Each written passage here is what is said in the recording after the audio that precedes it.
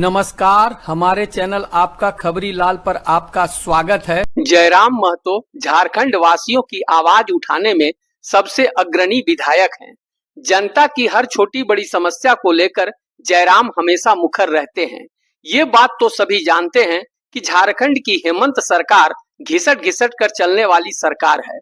चुनाव के समय जेएमएम ने जनता को लुभाने के लिए जो मैया सम्मान योजना का दांव चला था, उसने जेएमएम को जीत तो दिला दी, मगर बीतते वक्त के साथ सरकार का खजाना खाली होते जा रहा है। सरकार के पास अब अन्य योजनाओं के साथ साथ विकास कार्य के लिए धन की भारी कमी है। हेमंत इस बात को पहले से ही भली भांति जानते थे कि मैया सम्मान योजना भविष्य में सरकार पर भारी पड़ेगी, मगर सब कुछ जानते हुए निश्चिंत थे कि आखिर जीत मिलने के बाद उनके विरुद्ध कौन आवाज उठाएगा। अगर कोई उठाएगा भी तो उसे दबा दिया जाएगा। मगर उन्हें कहां मालूम था कि इस बार झारखंड में एक टाइगर भी विधानसभा में आने वाला है, जिसका नाम जयराम महतो होगा। जयराम डुमरी से जेएमएम के मजबूत किले को ध्वस्त करके विधानसभा पहुंचे और जयराम ने तो झारखंड की जनता की सभी समस्याओं को दूर करने की कसम उठा रखी है। दूसरी तरफ जो होना था वही हुआ।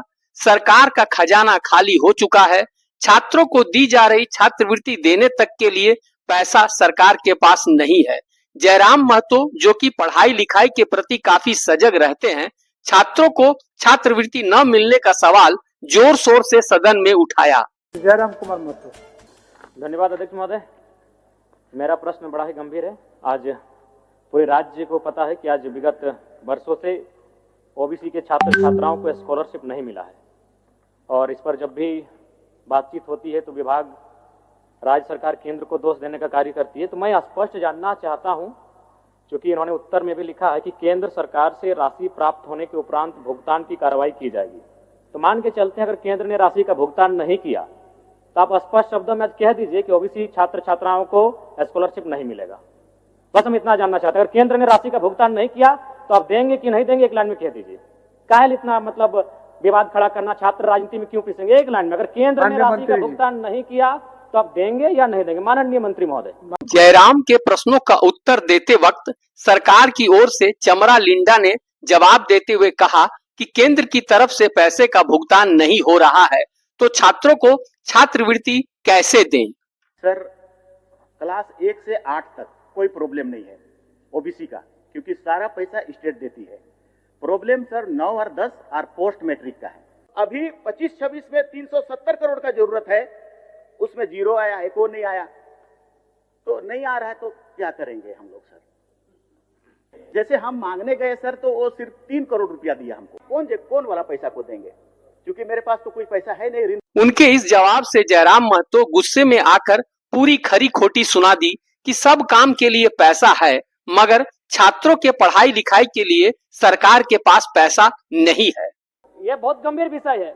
और नहीं तो जो विधायक निधि है नहीं दीजिए। ऐसे भी हमको 5 करोड़ में क्या बनाते हैं, पीसीसी बनाते हैं। पीसीसी नहीं बनेगा तो हमको कोई फर्क नहीं पड़ेगा, लेकिन अगर 5 साल बच्चे नहीं पढ़ेंगे तो इस राज्य को फर्क पड़ेगा, इस राज्य के भविष्य को फर्क पड़ेगा। इसीलिए आप 5 करोड़ का जो विधायक निधि देते हैं वैसे उससे कुछ काम नहीं होता है। पीसीसी, गली, फाइबर ब्लॉक 200 फीट 250 फीट का काम करते हैं, जो अगर 5 साल 10 साल नहीं होगा तो फर्क नहीं पड़ेगा, लेकिन बच्चे नहीं पढ़ेंगे मंत्री जी, फर्क पड़ेगा, एक जनरेशन में गैप आएगा। तो आप उसे रोक दीजिए। करिए, हम लोग को इतना महंगा आवास दीजिए, कर दिए, मेरा ही आवास को पहले नीलाम कर दीजिए। हम गार्जियन हैं, और गार्जियन होकर अगर गार्जियन आपके बच्चे नहीं पढ़ेंगे स्पीकर साहब तो क्या करेंगे? जयराम ने छात्रों की भलाई के लिए सरकार को रास्ता भी सुझाया कि इस पर अमल करके छात्रों को तत्काल राहत देते हुए कुछ धन उपलब्ध कराया जा सकता है, ताकि पैसे की तंगी में उनकी पढ़ाई बाधित न हो। ठीक है, मैं एक सुझाव देना चाहूंगा। बताइए सुझाव बताइए। मैं एक सुझाव देना चाहूंगा कि जब तक केंद्र का अंश नहीं मिल रहा है तब तक आप तमाम छात्रों को ब्याज रहित ऋण दे दीजिए। जब अंश आ जाएगा आप काट लीजिएगा। यह बहुत गंभीर विषय है। माननीय मंत्री ने बड़ी उदारता के साथ आपको जवाब दिया। एक मिनट महोदय, आदरणीय मंत्री जी से भी हम कहेंगे 1 साल से ज्यादा हो चुका है। हाँ, ठीक है। विलंब के लिए मंत्री जी को भी दुख है, तकलीफ है, और उन्होंने इसको भुगतान कराने की दिशा में वित्त पत्र लिख चुके हैं। एक नियम है, उस नियम को सिर्फ शिथिलीकरण करने के लिए। तो जैसे ही शिथिल हो जाएगा भुगतान कर। जो हम बोल रहे हैं तब तक ऋण दे दीजिए ना, बिना ब्याज पर ऋण दे दीजिए। देखिए ये गंभीर विषय है, क्या है, बिना ब्याज पर ऋण दीजिए और जब केंद्र का अंश आएगा, जब आप स्कॉलरशिप दीजिएगा, आप काट लीजिए। सदन के बाहर आकर भी जयराम का गुस्सा शांत नहीं हुआ और छात्रों के हित के प्रति सजग जयराम महतो ने सरकार की धज्जियां उड़ाते हुए पूरी पोल पट्टी खोल कर रख दी। मैं बिल्कुल सवालों के जवाब से मैं असंतुष्ट हूँ। मैंने सवाल वही किया कि अगर केंद्र ने आपको राशि का भुगतान नहीं किया तो ऐसी परिस्थिति में आप क्या करेंगे? बच्चे पढ़ेंगे या पढ़ाई छोड़ देंगे, बंधुआ मजदूर बनेंगे, उनका भविष्य क्या होगा? तो उनका जवाब स्पष्ट नहीं था, गोल मटोल जवाब था। देखिए एक बात तो स्पष्ट जान लीजिए, इच्छा शक्ति का अभाव है और मुझे लगता है कि शायद ओबीसी होना ही इस राज्य में गुनाह है। पहले तो हम लोग सोचते थे कि नौकरियों में ओबीसी के साथ दुर्व्यवहार होता है, कि आबादी 54% और आरक्षण 14%, ऊंचे पदों में उनके साथ दुर्व्यवहार होता है। लेकिन आज देखने को मिल रहा है कि अब उनके बच्चों को पढ़ने में भी उनके साथ दुर्व्यवहार किया जा रहा है। मुझे इस घटना से फ्रांस और वियतनाम की वो घटना याद आ रही है, जब वियतनाम के बच्चों को जानबूझकर फेल कर दिया जाता था ताकि वो फ्रांस की बराबरी ना कर पाए। आज ऐसा लग रहा है इस राज्य की सबसे बड़ी आबादी ओबीसी वर्ग को न पढ़ने दिया जाएगा। जब वो पढ़ेंगे नहीं तो शायद नौकरियों में बाकियों के सामने मुकाबला ना कर पाए, जो कि सरकार की एक संकीर्ण सोच को दर्शाती है। आज ये कह रहे हैं कि इनके पास फंड नहीं है, इनके पास बजट नहीं है, तो पिछले 2 सालों से मैया सम्मान योजना की राशि कहां से दे रहे हैं? यानी इच्छा शक्ति का अभाव है। आप ये केवल दोषारोपण नहीं कर सकते, अगर केंद्र ना दे तो आपके पास क्या विकल्प है? और आप मैया सम्मान की राशि किस मद के माध्यम से दे रहे हैं? तो जब आप मैया सम्मान योजना की राशि दे सकते हैं तो आप राज्य कोटे से जो उनको पैसा होगा अग्रिम भुगतान करें।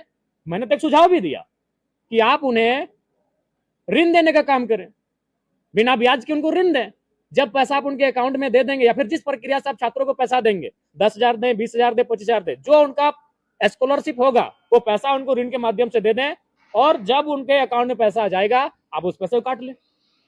लेकिन सरकार के पास गोल मटोल जवाब है। बड़ा विचित्र बात है। और सबसे बात, माननीय चमरा लिंडा जी छात्रावास से रह के विधायकी का सफर तय किए हैं, छात्रावास से रह के नेता बने हैं, और छात्रावास में रहने वाला अगर विधायक मंत्री अगर छात्रों के दर्द को नहीं समझ पा रहा है तो ये केवल और केवल इनका गोलमटोल जवाब है। मैं उनके उत्तर से बिल्कुल असंतुष्ट हूं और उन्हें जो भी आंकड़े, जो तथ्य तर्क प्रस्तुत किए हैं, बिल्कुल मैं एक सिरे से खारिज करता हूं। उनमें इच्छा शक्ति का अभाव है। वो बार बार कहते हैं सिस्टम सिस्टम सिस्टम। अरे आप सिस्टम में बैठकर सरकार चला के नहीं सिस्टम दुरुस्त कर पा रहे हैं तो बाहर बैठिए, चना बेचिए, सब्जी बेचिए। अब सरकार में बैठे हैं, सरकार के अंग है, राज्य सरकार को चला रहे हैं, 6 सालों से आपकी बहुमत की सरकार है और बोल रहे सिस्टम सिस्टम सिस्टम। अरे सिस्टम में आप बैठे हैं सिस्टम बनाने के लिए, आप सिस्टम में बैठे हैं नीति नियम बनाने के लिए, और नहीं तो घास चराइए, बकरी ले घास चराइए, उनको चराने ले जाइए। बिल्कुल इस राज्य के ओबीसी छात्रों के भविष्य के साथ खिलवाड़ किया जा रहा है, जो कि बहुत ही चिंता का विषय है। जिनकी आबादी 54% है, कसूर ओबीसी समाज का भी रहा है। उनको घंटे की आनंद से सुखद अनुभूति की प्राप्ति होती है।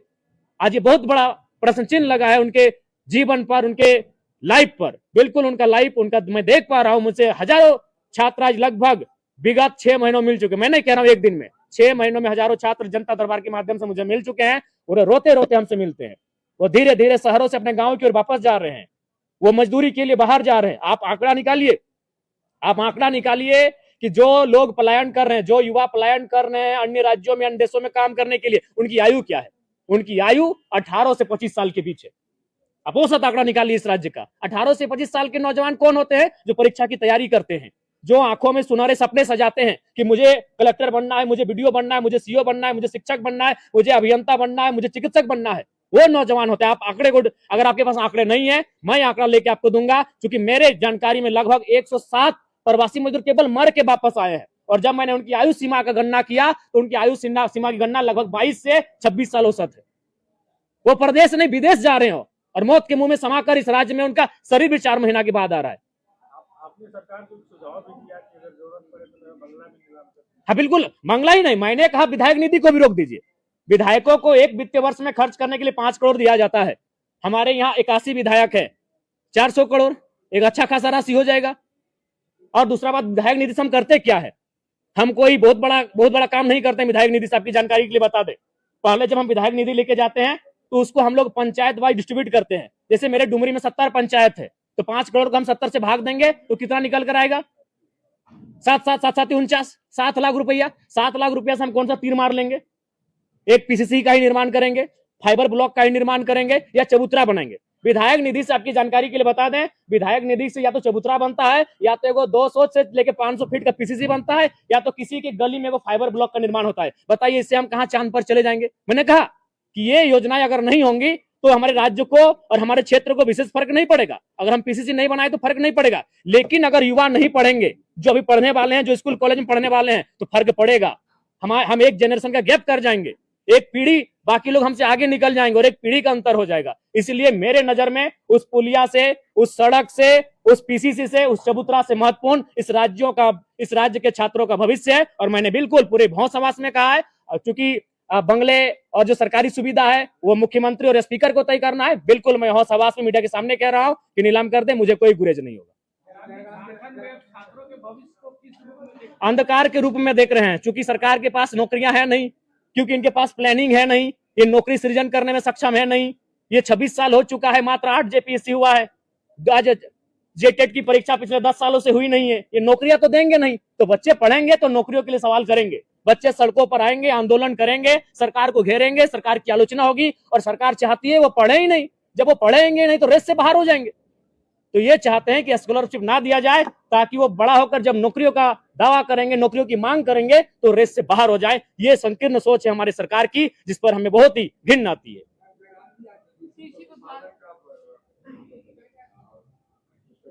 जी, कृषि अनुपात, कृषि का जो